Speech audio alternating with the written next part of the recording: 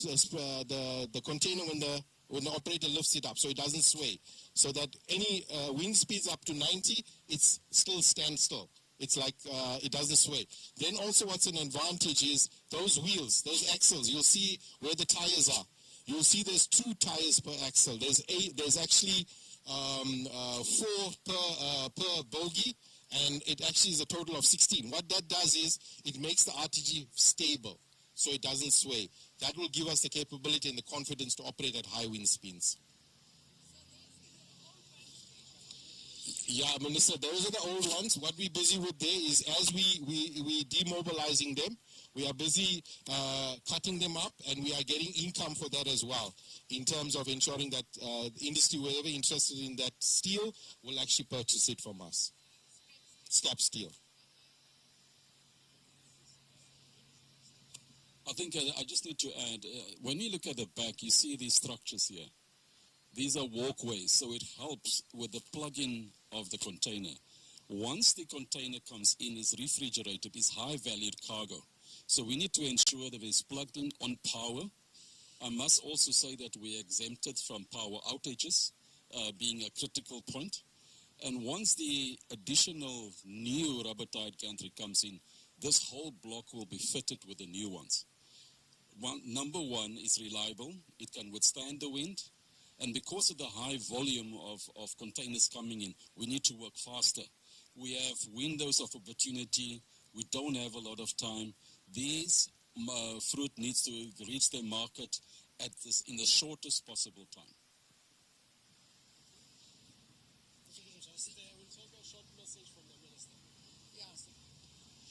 So, colleagues, good morning to everybody, and thank you very much for joining us today.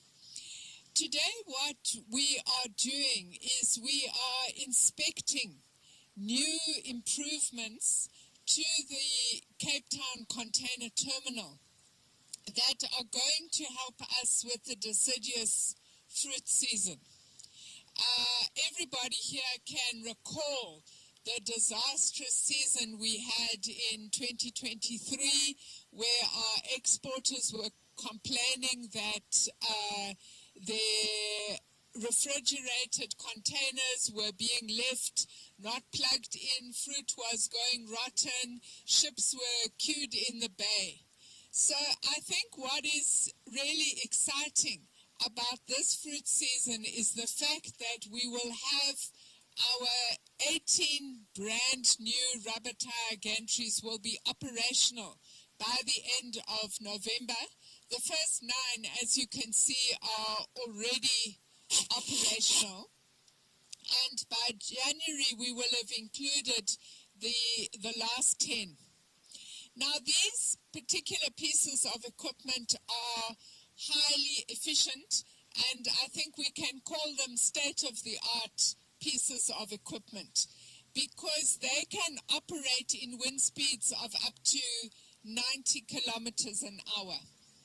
One of the fundamental difficulties we face here in Cape Town during the deciduous fruit season is the southeaster.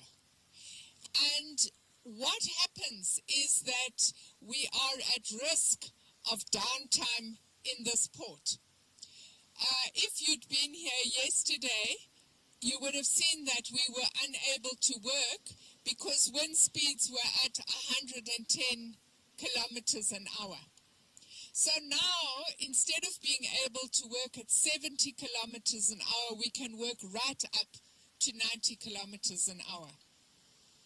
In ports elsewhere in the world, this equipment is now what we call operator free, and the operators are working in control rooms, not in that little office that you see at the top of the RTG there. What we did was we took our operators overseas and we allowed them to visit international ports and to see operator-free pieces of equipment. And we asked them to evaluate this, both from a productivity and from a safety point of view, and to come back and tell us what do they think, and are they prepared to also engage in that kind of activity. And I think what you've already heard is that we got very positive feedback. Our operators can see the efficiency and the safety benefits of operating operator-free from a control room during high wind speeds. Obviously, that is a transitional process. It's going to take us 2 years to be fully operator-free and to have our operators working from control rooms. But now that there is buy-in, this is an innovation that we will start to implement. These shelves here that have the reefer plug points, I think what is important to share with you is that we've got 3,200 of those plug points, and at high season we will be bringing in another 400 plug points. In addition to that, we also have support from various private sector partners. Maersk is increasing their plug points from 250 to 400, and there's also new plug points, 200 plug points that Grindrod is bringing in. And we're really pleased about that, because what it means is that should we have downtime in the port, there are plenty of plug points to plug the reefers in so that we can wait until the wind subsides. I think at this point we'll pause here and we'll go on and see other things. Now we'll take questions. You'll have the opportunity to take questions towards the end. So if you can just note your questions. Thank you.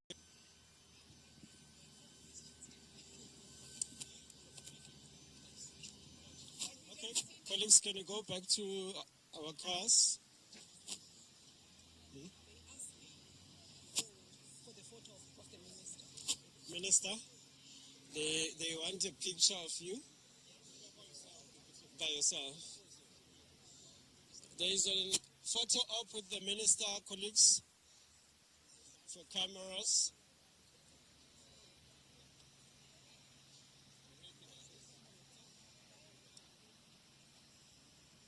Photo up with the minister.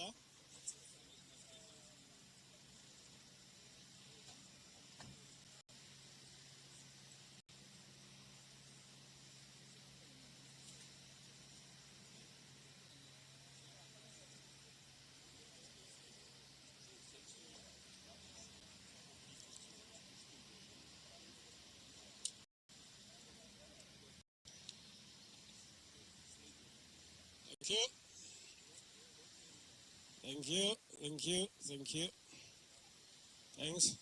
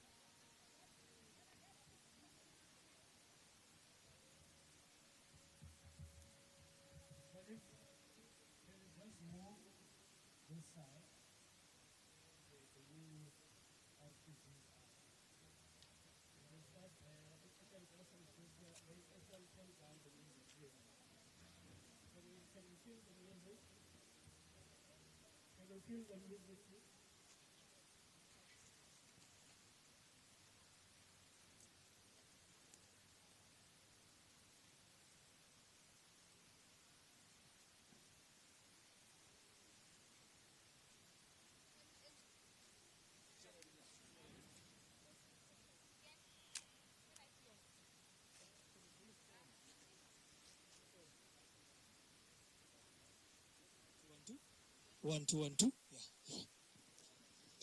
Yeah. So, a proud moment for us as South Africans. What you see in front of you is the remaining RTGs that's currently being commissioned. On my right is the ones that's going to be released very soon into operations. On my left is the ones that's already fully assembled, and they are going to start commissioning as well. What's important of these new RTGs, colleagues, as I was indicating in the previous stack area, those double wheels gives you stability. What's important as well is you see on the top where the spreaders are, those orange components, the ropes are, you can see how many ropes it's got that's linking onto the spreader. Those are all automated in terms of stabilizing the container during high winds, okay? Also, what's important in these new equipments, remember, the main thing that we implement from an engineering point of view is to reduce downtime.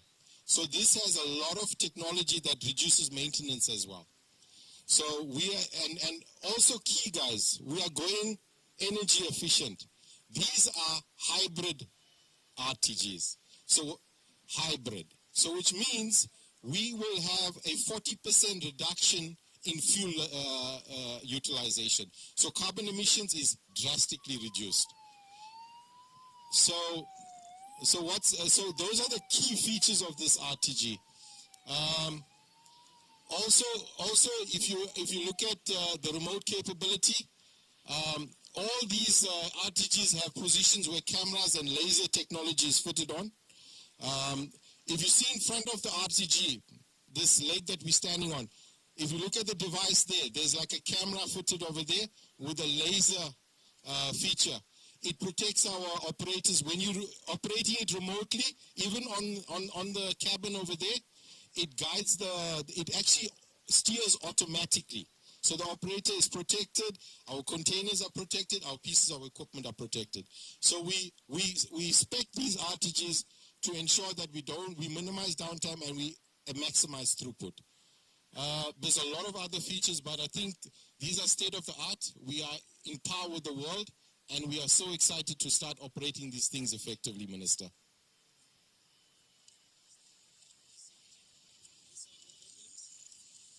So on this side, there's the ship-to-shores that Knox were talking about. It's a STS crane, right? It's a ship-to-shore crane. What's important is this crane have a capability of operating already at 90 kilometers per hour, normal at high wind speeds. So at least now we balanced from a land side. Now the land side, remember colleagues, it feeds the container to the ship-to-shore to load onto the vessel. And also the vice versa is true. It offloads the container from the vessel, the hauler then takes it to the RTG puts it into stack. So that capability now is all in par. We can operate those things seamlessly. What we're doing on the ship-to-shores as well, Minister, in about 3 years' time, we're already in the planning phase. These cranes will also be similar to what we have bought in terms of technology on the RTG side. So we're also going for remote, and the capability of the cranes will be enhanced as well, similar to the RTGs in terms of all technology advancements. Yes, so that's what I'm going to mention. So what we've done with the cranes, we're currently doing a reliability refurbishment program so that we ensure that we are not limping on now the water side, whereas the land side is actually effectively giving us the throughput. So we've done a lot of work on the ship-to-shores to enhance the reliability so that it takes us through that carryover period for between 2 years to 3 years once we start replacing these ship-to-shores. So we try to do that balancing act. Also, what's important here is the system is designed such that all your haulers, your new haulers that's also been fitted, together with the ship-to-shores, together with the RTGs, have all sensory devices. So which means we don't go to the machine to see how the machine is behaving. We do it remotely with laptops. We can see exactly what alarms we're getting, what feedback is the machine giving to the operators. Everything is digitalized. So we actually then can able to respond much quicker to troubleshooting and also to ensure that the machine is operating effectively at its full capability. So that's all being fitted as we speak today. So those are the good things that we are trying to enable in the port of port terminals.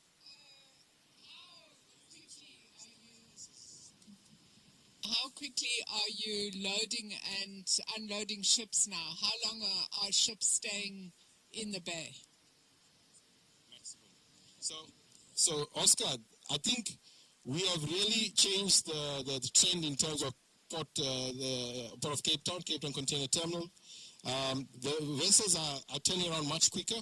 I think Oscar is in charge of operations and he's got some proud numbers to tell us in terms of the throughput that we are achieving at the current state. Oscar? Thank you. I'm going to take you back to history of over 200 hours. And we measure it from the time the vessel entered the port, onto the quayside, work the vessel, and then outside to the port, which means that it runs in port terminals on the operations, but also on the marine facility to support that. From a high of over 200 down to 183, we're now moving to a 60 hours average turnaround time. So that's also in terms of, so this is where we are even before the new equipment comes into play. So you've reduced the amount of time ships are spending in the dock from 200 to 60 hours. And once this new equipment comes in? We need to also say that there are some wind delays that will come into play. But we are being held accountable from the National Ports Authority. We really need to reintroduce to your 50 hours, and that is where we are looking at.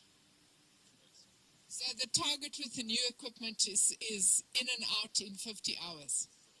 So that's basically 2 days. Yes. Okay. No, thank you very much.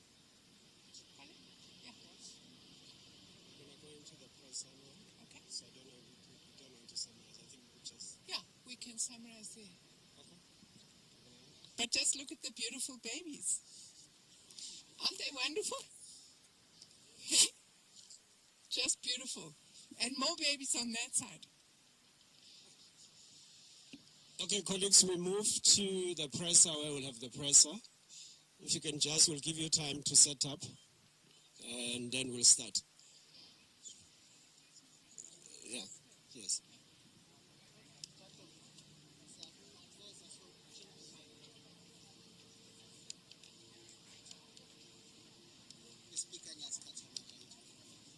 So the speaker is too...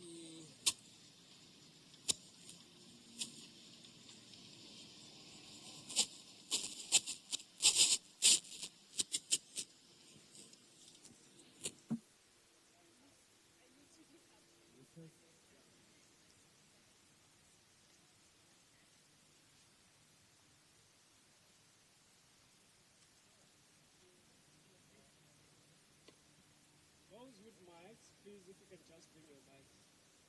Yeah. You can even come a bit closer. It doesn't mind.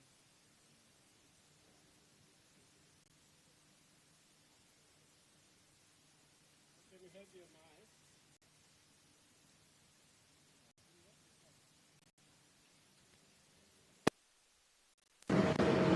Your mics, please. Is anyone connecting live or is just with commissions going on? Anyone going live? You've got to make space for me here. This one you don't need. This one you need. Like that.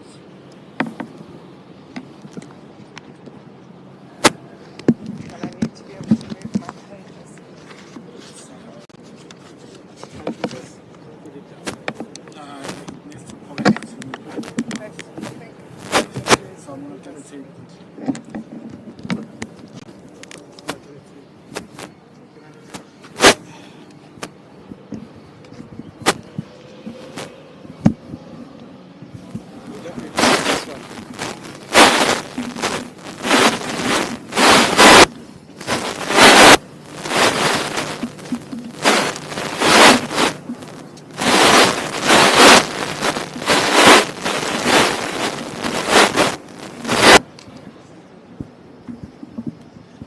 you hold two.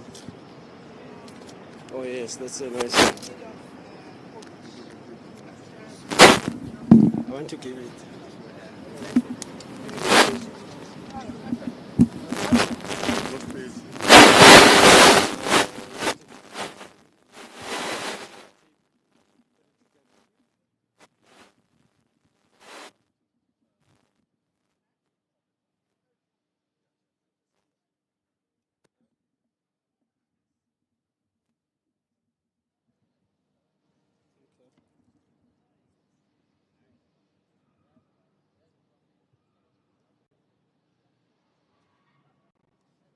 Can we have a tape just to...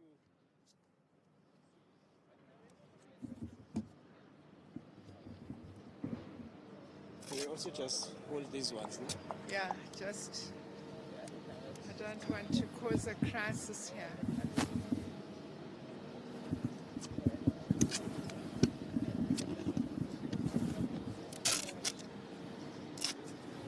Ooh. Ah.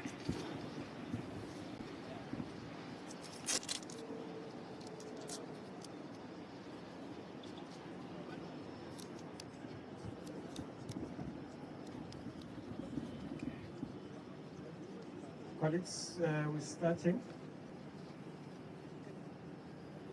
Okay, we'll take a statement from the Minister, and thereafter it will be Q&As. Over to you, Minister. Good morning once again to everybody, and allow me to acknowledge Mr. Oscar Borchitz, the Managing Executive of Transnet here in the Western Cape region. Let me also acknowledge Ms. Noxolo Tabata, Terminal Manager for the Container Terminal, our Deputy Director General, who is responsible for ports in the Department of Transport, Mr. Madia, and all other senior executives and managers, as well as members of the media. Thank you very much for joining us today. Let me just start by expressing my sincere condolences to the 8 people who lost their lives in a terrible accident that occurred between a taxi and a truck at Van Rennen's Pass, just between Montrose and Harrismith this morning. As those of you would probably know, the road there is still closed to deal with the recovery operation. There were also 5 injuries and 2 people in the taxi who were not injured. And our thoughts and prayers are with the loved ones and of the victims, and also with those who will have a journey to recover in hospital. Ladies and gentlemen, today's visit to the Cape Town Container Terminal is part of a process that we have developed to visit this terminal ahead of the beginning of the deciduous fruit season. And what you have already heard is that by the first week of November, we start with the deciduous fruit season. We reach the peak of that season late December, early January. And it's enormously important that we come here before the start of the deciduous fruit season, because of the huge ecosystem that exists here in the Western Cape around the export of our deciduous fruit.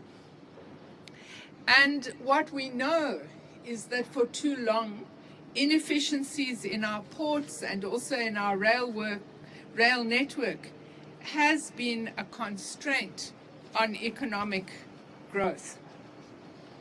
So it has become enormously important that we recapitalize our ports and that we invest in state-of-the-art machinery that will allow us to load and unload ships with speed, but will also ensure that delicate agricultural produce, such as stone fruit, grapes, berries, do not sit here on the dock for days and days and deteriorate in condition. Behind me, you see the next 9 rubber tire gantry cranes that will go into service in November. These cranes join 9 others that were commissioned in September and that are going to assist us to make sure that there are no delays in the deciduous fruit season and to make sure that we are able to operate in conditions of high wind. Already last year, we began processes to make sure that last year's deciduous fruit season was not the disaster that we had in 2023. And I must say, through joint work that we did, both with the private sector, with farmers, and with freight institutions as well as shipping lines, we had a much better outcome. But I think this year we really are much, much more confident that there's going to be a very good outcome. First of all, wind is an enormous risk factor here in the Port of Cape Town, and this terminal is particularly wind prone during the summer months as a result of the southeaster. Last year, we introduced 6 ship tensioners. These are special ropes that hold the ships firm and close to the shore under conditions of high wind speeds. This year, we're pleased to announce that we have 12. So we've doubled the number of ship-to-shore tensioners, and what that means is that there will be many more of these important, sophisticated pieces of equipment holding the vessels stable. The second innovation, as you've heard, is these new RTGs are now fully compatible with the ship-to-shore cranes that you see. Both of these pieces of equipment can operate in wind speeds of up to 90 kilometers an hour. We have altogether 3,200 reefer plug points. Those are refrigeration plug points. And we will be bringing in another 4 generator sets, which will give us 400 more plug points, so that we can ensure that if we have downtime as a result of wind, there are no containers that we won't be able to plug in. Now, the issue of the turnaround time of trucks is something that has been of enormous concern to the industry. Last year, because we still had very unreliable equipment, we were turning trucks around in an average of an hour. This year, we are achieving an average of 40 minutes for truck turnaround time.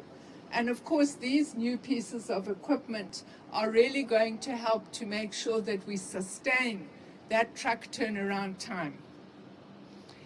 The industry standard is 30 to 35 minutes turnaround time.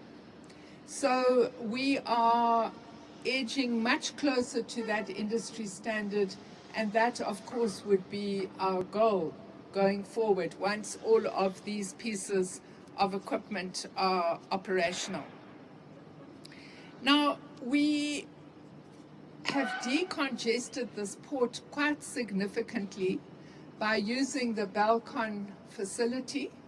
And that facility, we're currently running 2 trains a day. Those trains will bring in containers for export, and then, of course, they will take away imports. Our intention is, over time, to increase that facility so that we can run 4 trains a day, and we're trying in this season to be able to run 3 trains a day. Long term, we are hoping that 15% of the containers will be moving through that facility, and that obviously will help with the decongesting of the trucks. Now,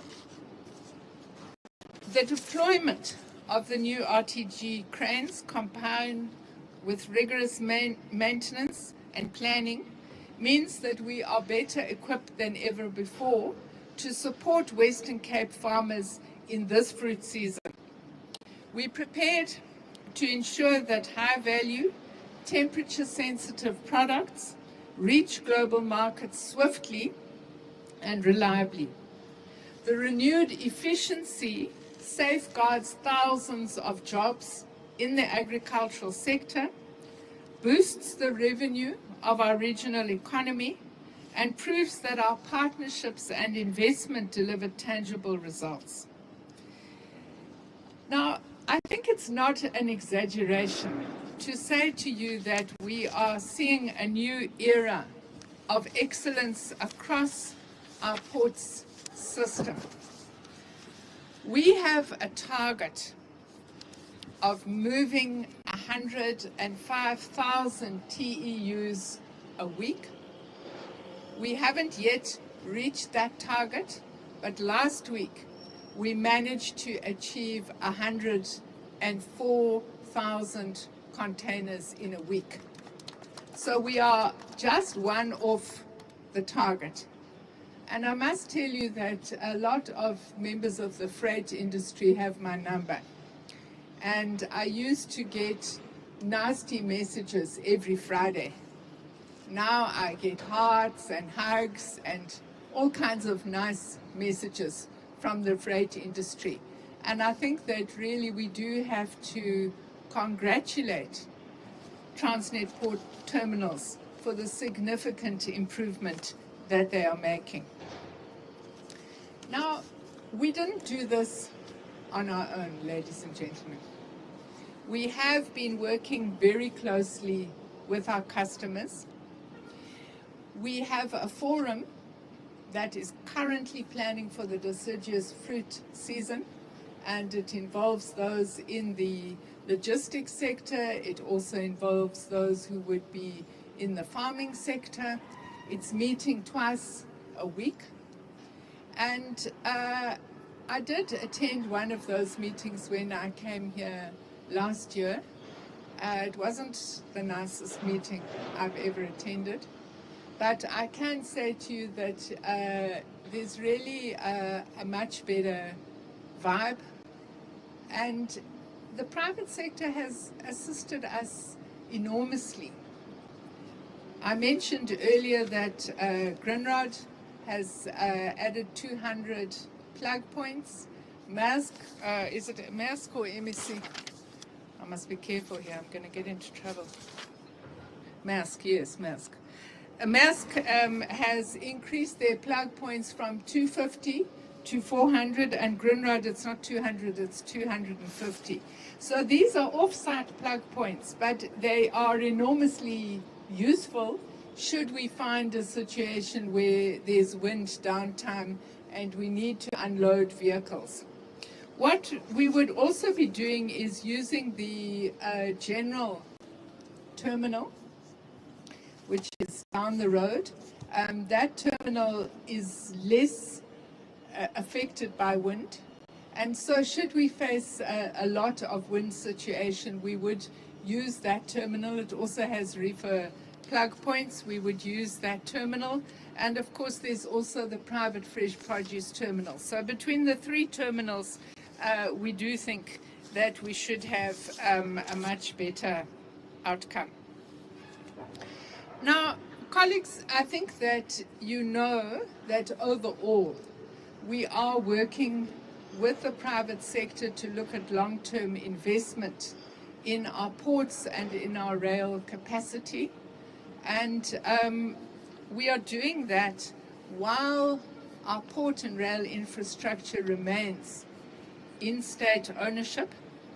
But the private sector participation is really intended to increase efficiency and effectiveness of both our port and our rail network. Early in the year, we put out a request for information for the freight sector of Transnet, both rail and ports. And before the end of the year, we will put out the first request for proposals on the Richards Bay bulk terminal. And early in the new year, we will bring out 3 more requests for proposals. Now, the impact of all of this new equipment is that the Western Cape government, which would be hosting their inaugural Western Cape Investment Summit in Cape Town next week, can feel much more confident to be able to ensure investors that goods can reach their international destinations quickly, safely, affordably, and also reliably. Ladies and gentlemen, as we conclude Transport Month, we are transforming a narrative of decay and decline into a story of recovery and resilience. The new equipment and the tangible performance improvements are a vote of confidence in the future of the Port of Cape Town. And I look forward to us continuing together on this journey that is productive and collaborative with all of you. Thank you very much.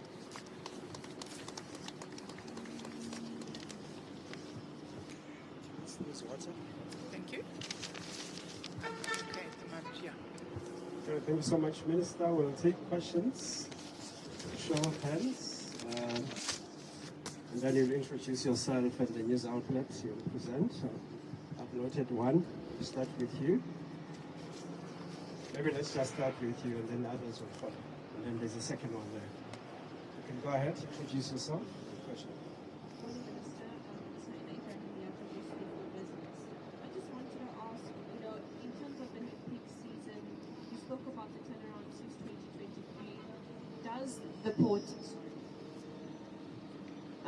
Does the port have your significant vote of confidence ahead of peak season? And also, just secondly, in terms of the trade uncertainty we are experiencing now, I know that a lot of our exporters are reliant on the US market.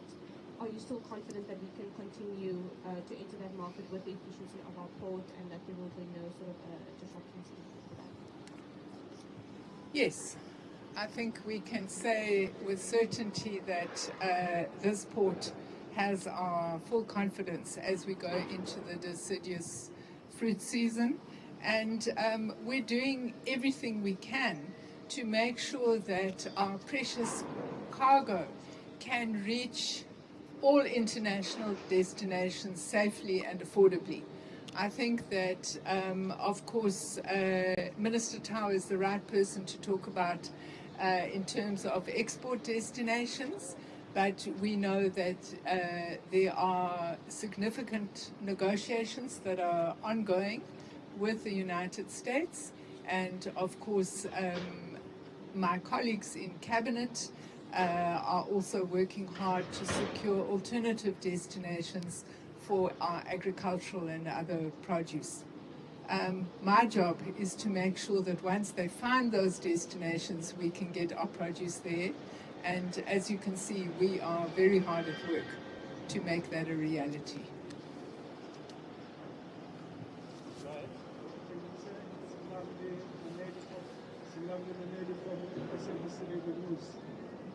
Just a clarity-seeking question, which is how many of these RPGs and how have they been procured? The latter part has been answered in terms of end value. Can I also just ask Oscar to come? Yeah. So we have 28 new ones, and some of the old ones are also still operational. And what we've explained is that we're operationalizing these new ones in phases. The first phase was in September, the second phase is in November, and the last phase will be operational at the peaks of the season in January. You can talk about money. Thank you, Minister. So, just on the procurement process, remember we also broadcasted in the news and our news press releases, we entered into OEM partnership, collaboration contracts. That was to ensure that we streamline our procurement mechanism and ensure that we got a long-term relationship to ensure stability within our environment in South Africa. Previously, we only had a relationship with the OEM when we bought a machine for 2 years. Now we've got a long-standing relationship with them, as much as 10 years. So the good thing with us is it gives us stability, it gives us the entrenchment of investing in our country, creating localization, creating employment, those type of things. Those are the things that we actually pushed for, and we started in 2022, and now we're getting the fruits of those things that we have already embedded in the company. Thank you. I think what I would like to add is one of the questions I asked is, do they come with a maintenance contract? Because the last thing we want to see is these wonderful pieces of equipment up on bricks 18 months from now. So they definitely do come with a maintenance contract and also with training. And we have taken the opportunity of taking our operators to be trained. And I was explaining at the other side how we've been involving our operators in the decision around operator-free usage of this equipment, and so far it's been extremely well received. Have a second round. More questions? Before we come back to you, can I take a... Can we have a mic? Raise the mic. We've noted you and yourself. You're not... Okay. You can go ahead.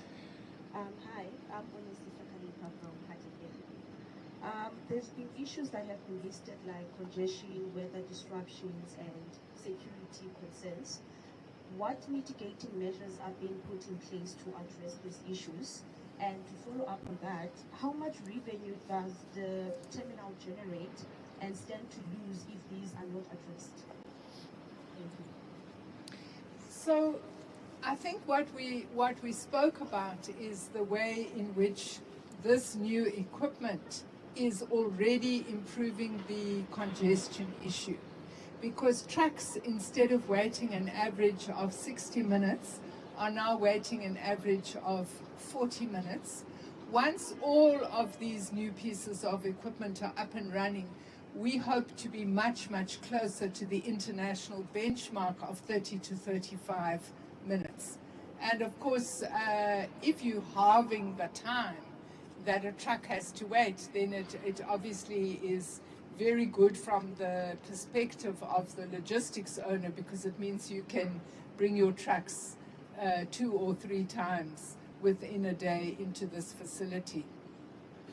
Now, when there is wind, first of all, this new equipment can work up to 90 kilometers an hour. It will only have to stop once wind speeds exceed 90 kilometers an hour. When that happens, what we do is we use the back of port facility balcon and we unload there. And we stack the containers up there so that when the wind dies down, we can then use the train to bring them in and load and unload the ships. We're also working with the 3 ports together. So there's this container terminal, there's the general freight terminal, and there's the private fresh produce terminal. So if there is wind, we first divert to the general freight terminal because that terminal is less affected by wind than this one. And obviously we can also give, we don't want to send our customers to the fresh produce terminal because then the revenue doesn't come to us. But the customer must come first and the export must come first. So these are the options that we have. I think that the real concern that the real impact of delays is on the shipping companies.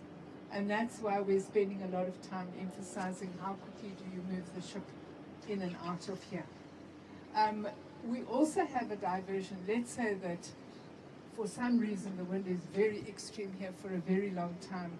We can also use the ports in the Eastern Cape, Port Elizabeth, East London. We can also use those ports, and that diversion is also a possibility. But I think our intention is to keep working here under whatever conditions. And obviously, yesterday wind speeds hit 110 kilometers an hour, then we had to stop. But I think 90 kilometers an hour gives us a much bigger window in terms of the southeaster season. Thank you. We'll take that one. Can I have any other implication of questions? That's probably good. Okay. That will probably be our last one.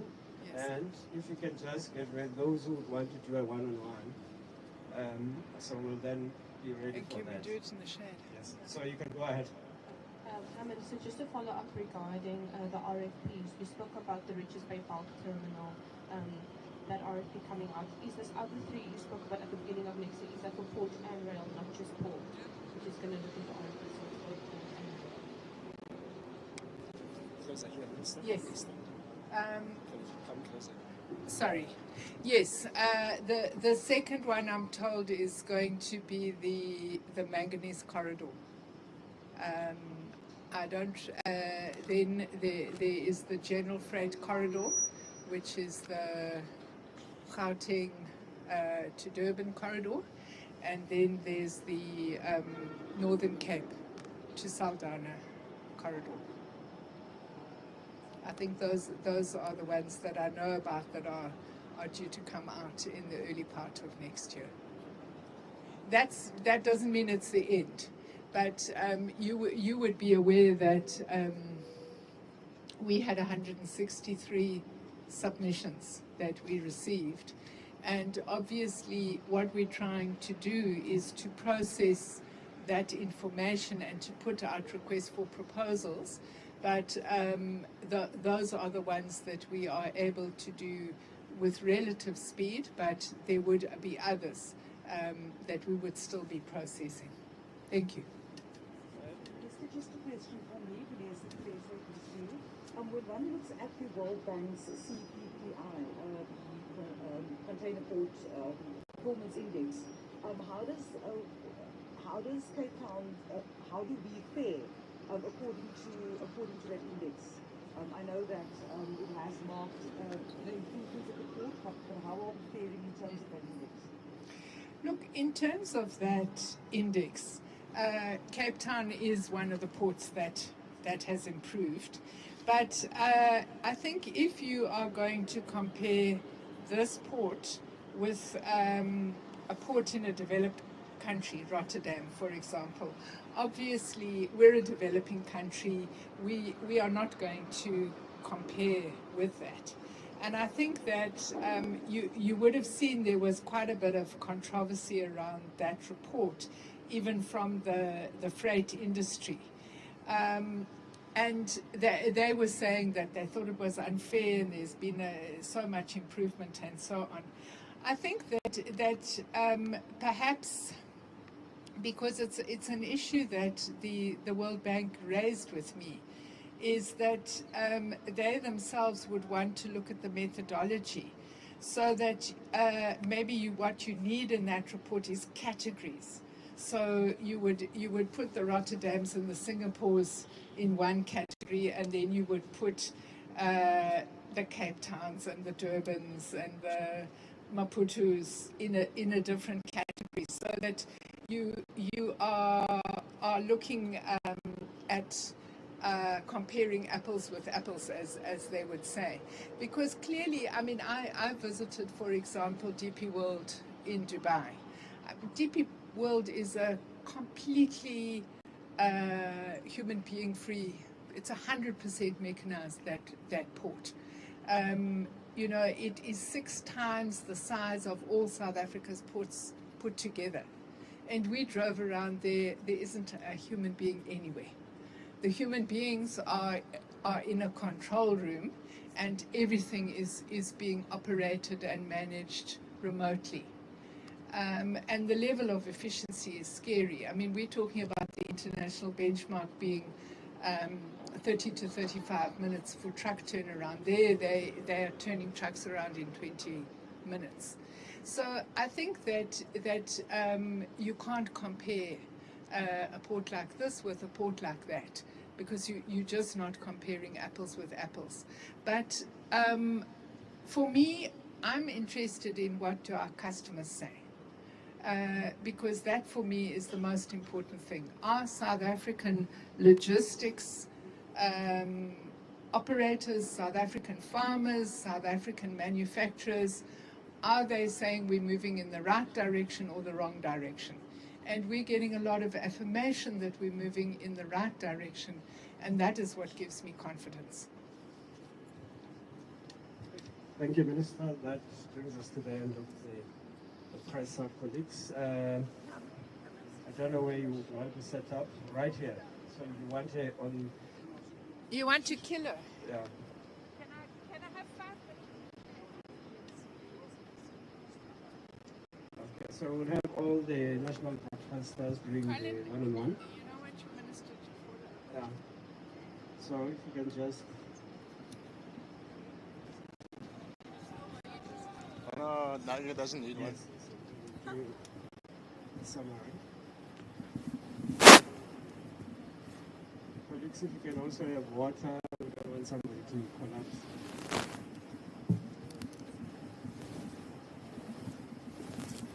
So who do we start with? We start with the ENCA.